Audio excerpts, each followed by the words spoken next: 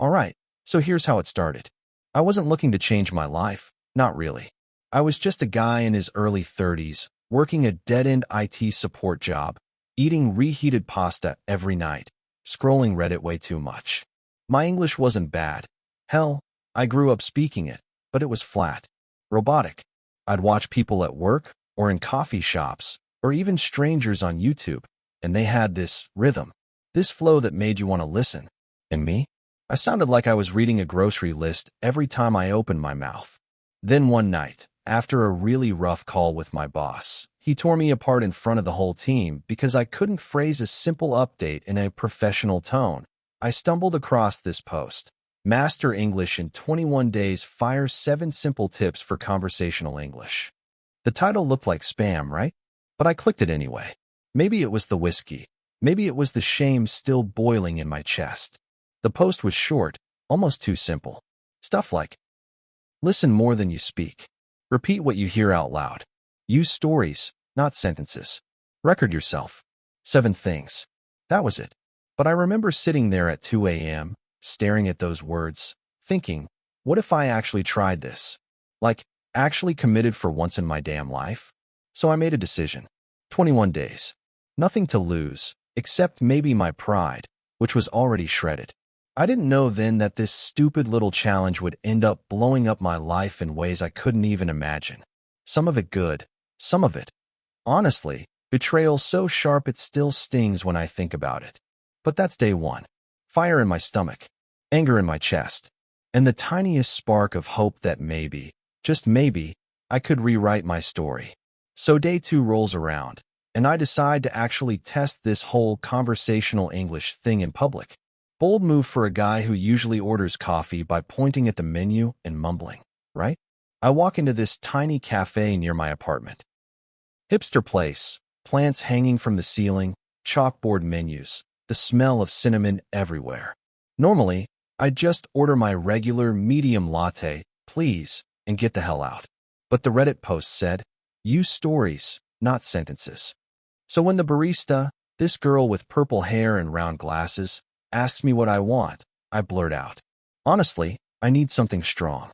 I was up till 2 a.m. last night, making a deal with myself to finally fix how I speak. She laughs, not a fake customer service laugh, but like a real, surprised chuckle. Well, that's new. So an Americano then. I grin, awkward but proud. Yeah, Americano. And maybe a cookie too, since I'm pretending this is the start of a new life. She actually high-fived me. I swear to God. Then she tells me her name, Clara, and asks if I'm practicing for some presentation or something. I tell her about the 21-day challenge, about wanting to sound less like a malfunctioning robot. And for the first time in years, I didn't feel like I was stumbling through words. I felt alive, like I had a story to tell, and people might actually want to hear it.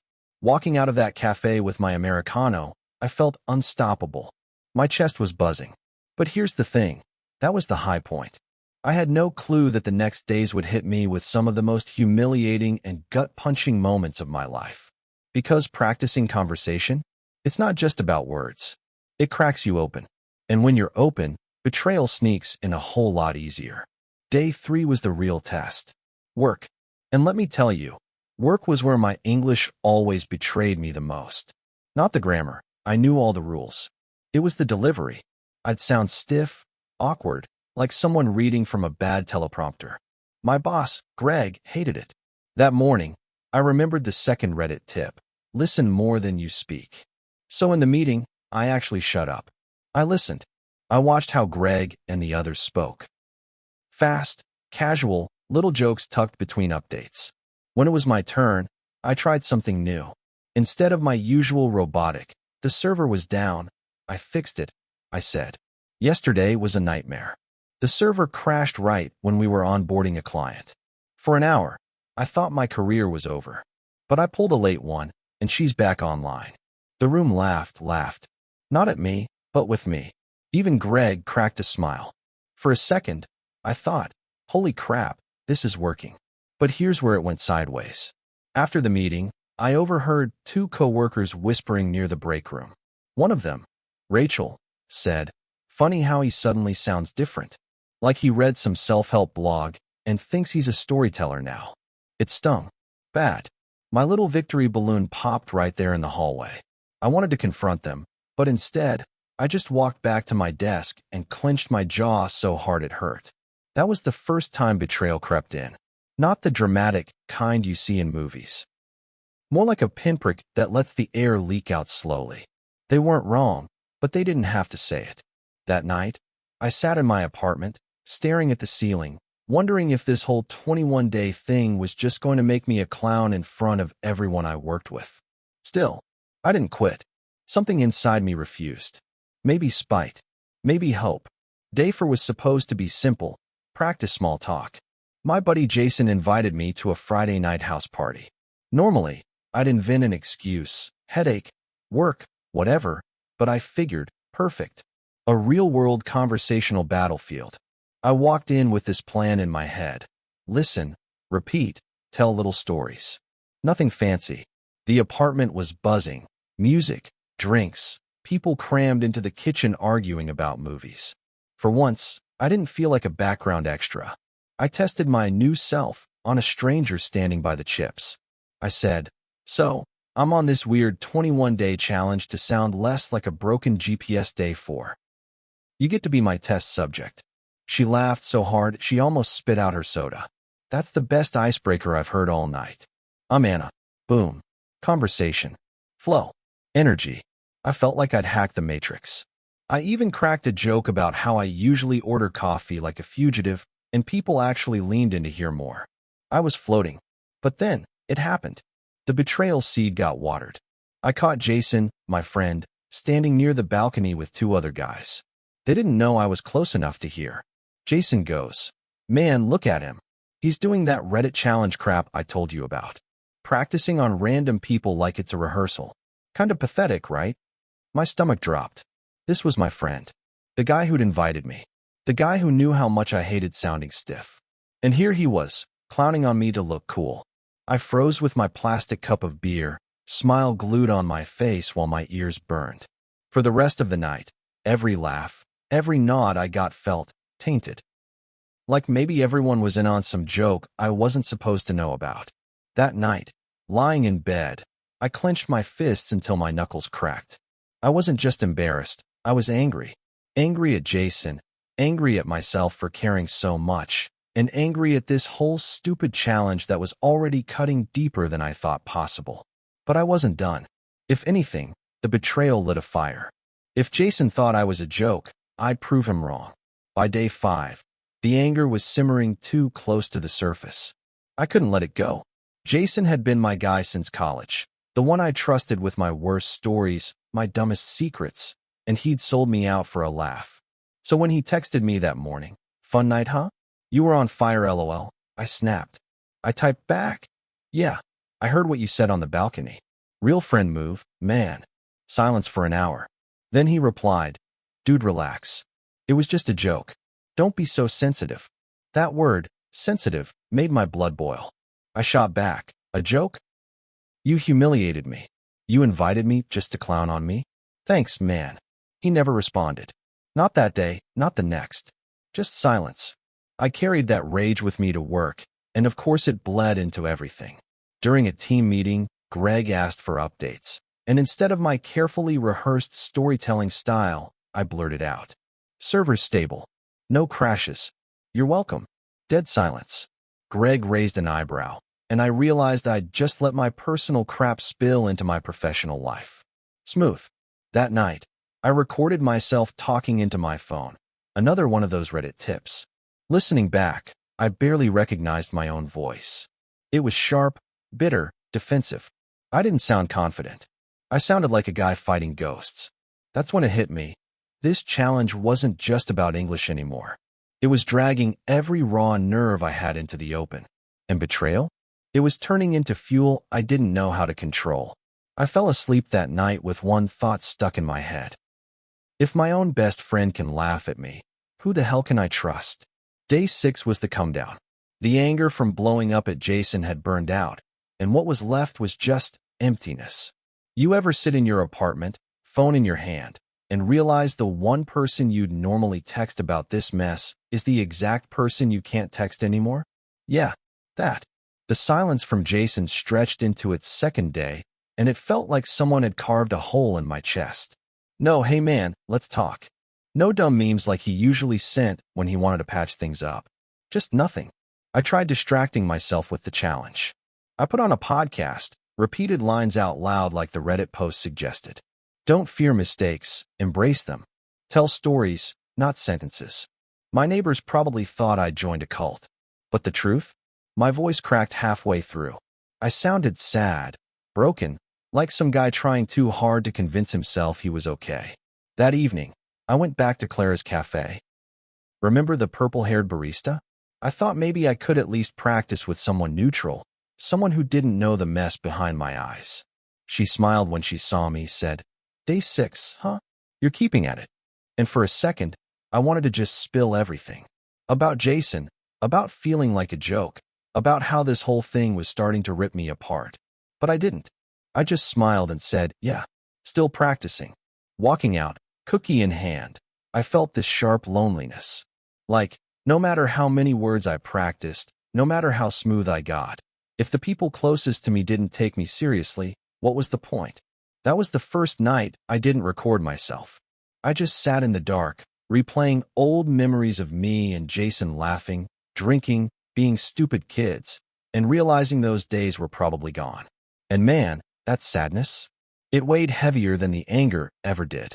Day 7 hit me with something I didn't see coming. I dragged myself into the office, still sulking from Jason's silence, when Greg, the same boss who usually couldn't stand me, pulled me aside. Now, normally when Greg says "got a minute," it's code for brace yourself, you're about to get roasted.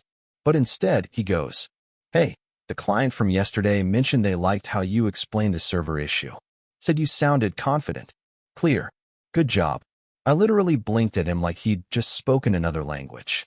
Compliments were not Greg's currency. And then, curveball number 2, he adds, "So, I want you to run point on the next client call.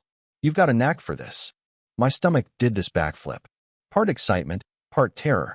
1 week ago, I couldn't string 3 natural-sounding sentences together without tripping over myself. And now I was supposed to lead a call. The fear was instant.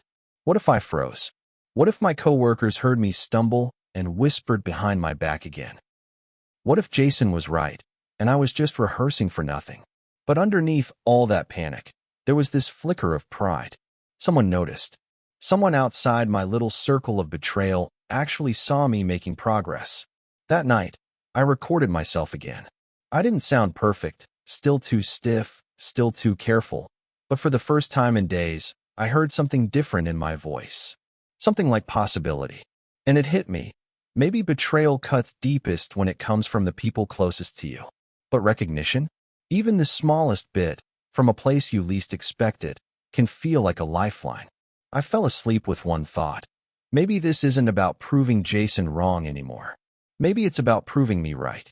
Day 8 was the big test, the client call. I barely slept the night before, kept pacing my apartment, rehearsing phrases out loud like I was cramming for an exam. Server stability has improved significantly. We're implementing preventative measures. Over and over, until my throat felt raw. When the call started, my palms were sweaty enough to short-circuit a keyboard. Greg was there, a couple teammates, and 3 clients on video. One of them this sharp-eyed woman named Marissa, who looked like she ate unprepared IT guys for breakfast. First few minutes? Smooth. I used the storytelling trick again. Last week felt like a firefighter shift, alarms going off, everything burning. But we kept the flames under control. They chuckled. Even Marissa cracked a smile. My heart soared.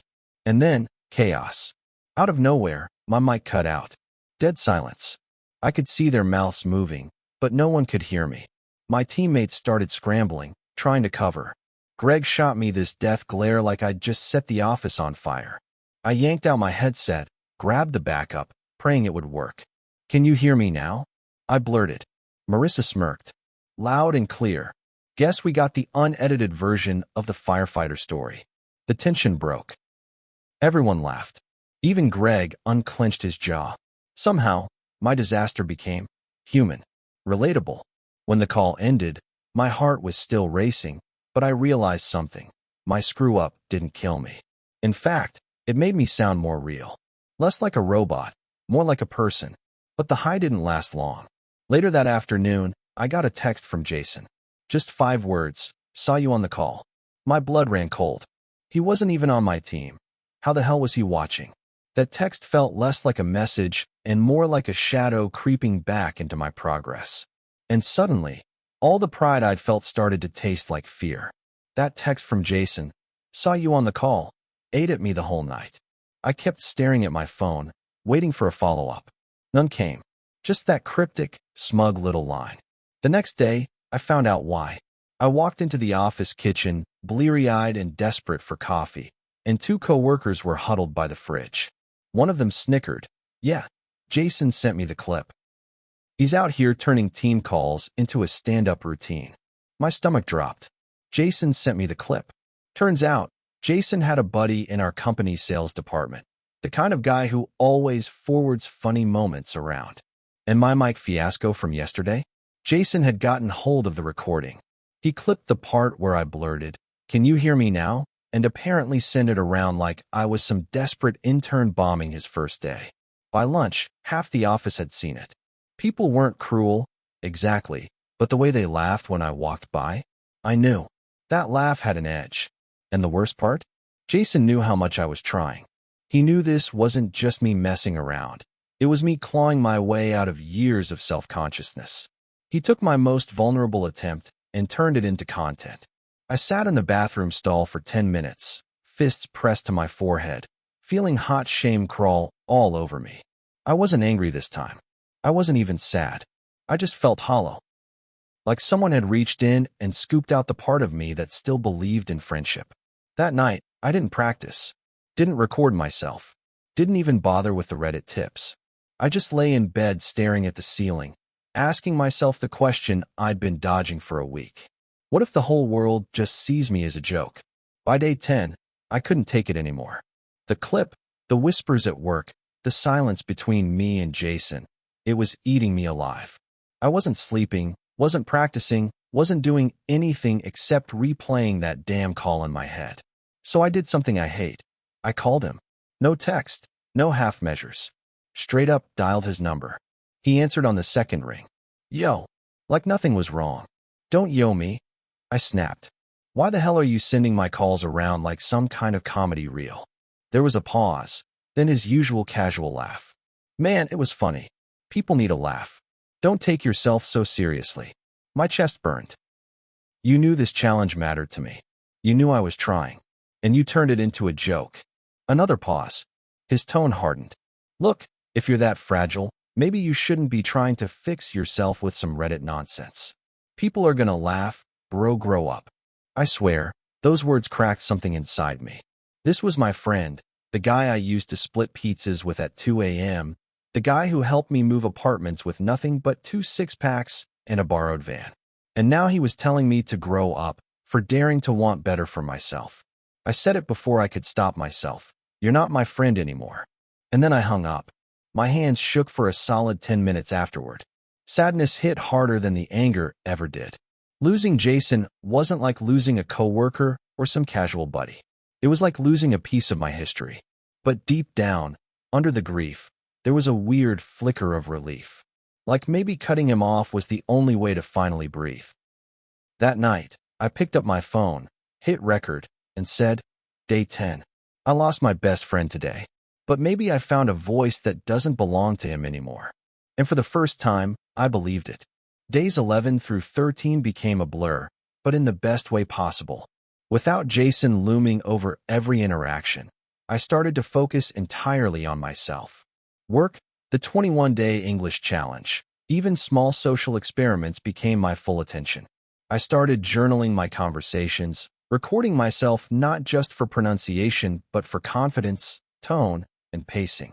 I noticed subtle changes. My jokes landed better, my stories flowed more naturally, and I wasn't second-guessing every sentence. The client calls that once terrified me now felt manageable. Then, the unexpected happened. Clara, the purple-haired barista, recognized me one afternoon and actually asked if I wanted to join a small language exchange group she ran weekly. No pressure, she said. Just people talking, making mistakes, learning. I went. And it was incredible. Total strangers, laughing at my mistakes, correcting me gently, cheering me on. For the first time, I felt the real difference between practicing in isolation and actually using the language to connect. And here's the kicker. I realized that losing Jason, the betrayal, the humiliation, was the push I needed to stop seeking validation from the wrong people. He wasn't just a jerk, he was a signal. A sign that some people are incapable of supporting you, and that's their problem, not yours. By the end of day 13, I had more than small improvements. I had momentum, confidence, and, weirdly, gratitude for the betrayal that had crushed me. It forced me to find support in the people who actually mattered. I went home that night and recorded myself again, and this time, I liked what I heard. Not perfect, but authentic. Day 14 started like any other. Coffee, journaling, and a quick review of my recordings. But life had other plans. Out of nowhere, my company announced a surprise all-hands meeting. Every team member had to give a 5-minute update on their recent work. My stomach sank. 5 minutes might sound short, but for me, that was an eternity of potential humiliation. Memories of Jason's clip, the balcony laughs, and my earlier client Mike disaster surged back. My hands shook just walking into the room. But then something clicked. I remembered Clara, the language exchange, and all the small victories of the past week. I wasn't Jason's target anymore. I wasn't just some guy fumbling through English. I was me, flawed but improving. When my turn came, I stepped up, voice steady, pacing minimal. I told my story, not just facts, but a narrative, server issues, how I handled them, lessons learned. I sprinkled in humor, pauses for effect, even a little personal anecdote about the weekend coffee shop experiment. By the end, the room was silent for a moment, then applause. Genuine applause. Greg gave a rare nod of approval, and even a couple colleagues who had chuckled at Jason's forwarded clip gave me smiles. I realized in that moment that growth isn't linear, and success isn't about never failing. It's about facing failures, humiliation, and betrayal, and choosing to keep going anyway. That night, I sent Clara a message thanking her for encouraging me to join her group. And, strangely, I felt lighter. The shame, the anger, even the sadness, it had all transformed into something I could carry without breaking. Day 21. The final day. I sat in my apartment with my phone, headphones on, recording my last session. I spoke clearly, confidently, and, most importantly, authentically. No rehearsed lines. No robotic tone, no fear of judgment. Just me telling a story. Looking back, it wasn't just about mastering conversational English. It was about everything that came with it. Anger, humiliation, betrayal, loneliness, and finally, acceptance. Jason's clip, the whispers at work, the betrayal from my closest friend, they all hurt like hell. But they pushed me to grow in ways I hadn't expected. I realized that people like Jason, or anyone who undermines you, aren't your measure. The real measure is how you respond. Do you let them define you, or do you redefine yourself? I chose the latter. The unexpected victories, the client call, the applause at the all-hands meeting, Clara's support, taught me that growth isn't about avoiding mistakes. It's about facing them, learning, and moving forward, even when the world laughs at you. By the end of the day, I had more than improved English. I had resilience, confidence, and a story I could tell honestly, without fear. By now, I wasn't just thinking about English or work. I was thinking about life. The 21-day challenge had started as a practical experiment, but it turned into a crash course in resilience, trust, and self-respect. Here's what I learned. People will disappoint you. Jason wasn't a villain. He was just selfish. Accept that some people aren't meant to cheer for you.